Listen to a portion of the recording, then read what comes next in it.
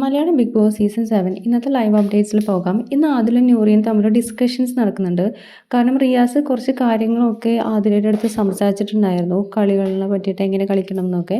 ഇവരുടെ ഇഷ്ടപ്രകാരം ഇപ്പോൾ കളിക്കുന്ന രീതിയിലാണെങ്കിൽ അവർക്ക് നല്ല രീതിയിൽ സപ്പോർട്ട് ചെയ്തിട്ട് എന്തായാലും അവർ ഒരു ഫൈനൽ ഫൈവിലെത്താൻ നല്ല ചാൻസ് ഉള്ള ആളുകളാണ് ശരിക്കും പറഞ്ഞാൽ ആദിലും നൂറിയും. ഇത്ര നാൾ അവർ കളിച്ചിട്ടുണ്ടായിരുന്നത് അവരവരുടെ ഇഷ്ടത്തിനനുസരിച്ചിട്ട് അവരവർക്ക് തോന്നിയ ശരിയെന്ന് തോന്നിയ കാര്യങ്ങളാണ് ചെയ്തിട്ടുണ്ടായിരുന്നത്. മറ്റുള്ളവർ തിരുത്താനായിട്ട് നമ്മൾ നിന്ന് കഴിഞ്ഞിട്ടുണ്ടെങ്കിൽ അത് ചിലപ്പോൾ പ്രേക്ഷകർക്ക് ഇഷ്ടപ്പെടാതെ പോകും. ശരിക്കും പറഞ്ഞാൽ ഈ ഒരു ഗെയിം നമ്മൾ നോക്കേണ്ടത് പ്രേക്ഷകർക്ക് ഇഷ്ടപ്പെടുന്ന രീതിയിൽ കളിക്കുക, ഇതാണ് അവർ ചെയ്യേണ്ടത്.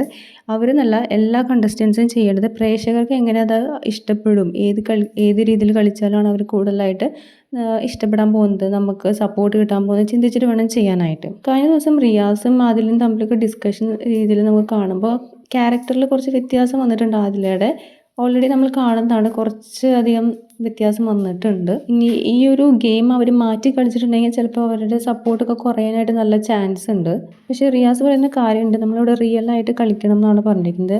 പക്ഷേ റിയാസ് മുന്നത്തെ സീസണിൽ നല്ലൊരു ഗെയിമറാണ് നമുക്ക് തോന്നുന്നില്ല, പക്ഷെ നല്ലൊരു പ്രൊവോക്കിംഗ് ഗെയിമറാണ്. അത് നമ്മൾ 100% നമ്മൾ പറയുന്നുണ്ട്. ഒരു പ്രൊവോക്കിംഗ് ആയിട്ടുള്ള ഒരു സംഭവം റിയാസിൻ്റെ കയ്യിലുണ്ട്. പക്ഷേ ഈ ബിഗ് ബോസ് ഹൗസ് എന്ന് പറഞ്ഞ് വരുമ്പോൾ നമ്മൾ എന്തായാലും പ്രേക്ഷക പിന്തുണയാണ് ആവശ്യം, അല്ലാതെ ഒരു പ്രൊവോക്കിംഗ് സ്റ്റൈൽ മാത്രമല്ല വേണ്ടത്.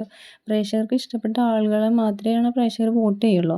അതുകൂടി കൺസിഡർ ചെയ്തിട്ട് വേണം നമ്മളൊരു ഗെയിം കളിക്കാനായിട്ട്, പ്രത്യേകിച്ച് ഈ ബിഗ് ബോസ് ഹൗസ് എന്ന് പറഞ്ഞൊരു ഗെയിം കളിക്കാനായിട്ട്. റോബിനായിരുന്നു കൂടുതലായിട്ട് പ്രേക്ഷകരുടെ പിന്തുണ നൽകി രക്ഷപ്പെട്ടത്. പക്ഷേ റോബിൻ ഔട്ടായതിനു ശേഷം പിന്നീട് റിയാസ് എങ്ങനെയോ അവിടെ പിടിച്ച് നിന്നു എന്ന് മാത്രമേ നമുക്ക് പറയാനുള്ളൂ. ശരിക്കും പറഞ്ഞാൽ പ്രേക്ഷകർക്ക് അത്ര താല്പര്യമുള്ള ആളൊന്നും അല്ല റിയാസ്.